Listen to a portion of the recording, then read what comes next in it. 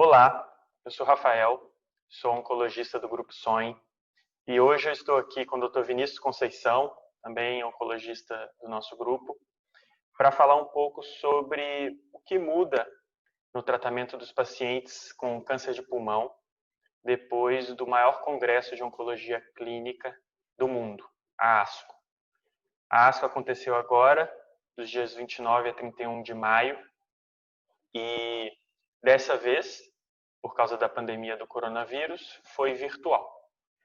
E eu vou começar falando com o Dr. Vinícius sobre o estudo Adaura.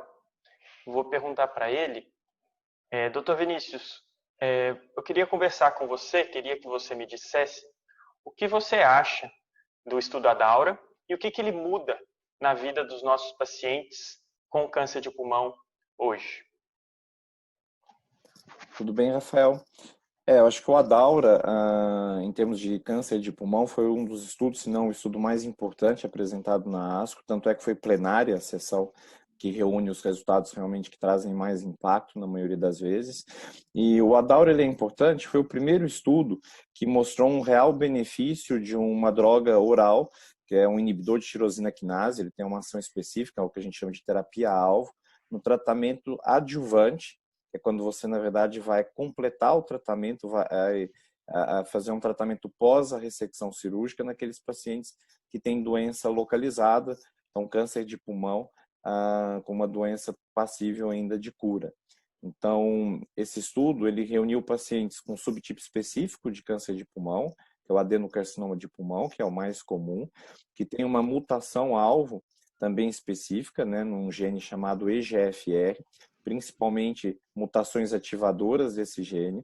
Esses pacientes tinham doença localizada, então eram estadio ou 1B, ou 2, ou 3A.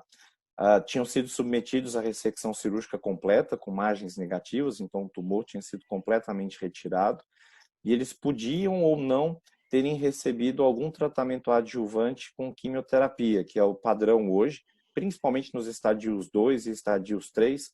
No estádio 1B, a quimioterapia está restrita para algumas situações especiais, mas eles poderiam ter feito ou não esse tratamento quimioterápico, e aí eles eram randomizados, eles eram alocados para dois braços, um recebendo uma medicação chamada osimertinib, que é um inibidor desse gene mutado, 80 miligramas por dia durante 3 anos, ou no braço placebo, em que eles não receberiam nenhuma medicação ativa, também pelo período de 3 anos.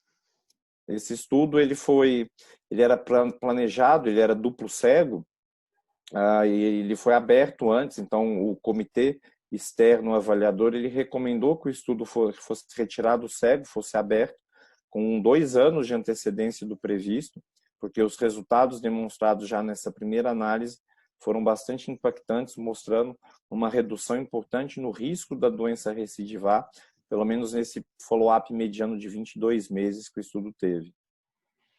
Entendi, muito interessante. E você acha, doutor Vinícius, que esse tratamento já fica disponível para os nossos pacientes imediatamente? Provavelmente não, embora ele se torne o padrão do tratamento daqui para frente para boa parte desses pacientes. Como é uma droga oral, ela existe já no Brasil e a gente já usa essa droga para alguns pacientes que têm essa mutação, mas na doença metastática, quando a doença já é mais avançada, mas a gente ainda não tem a aprovação dela no Brasil no contexto da doença localizada cirúrgica. E provavelmente, mesmo quando essa droga chegue para a gente e seja aprovada pela Anvisa, ela ainda demora um tempo para entrar no que a gente chama de rol da ANS, que é quem regula os medicamentos que são ou não disponíveis no plano de saúde.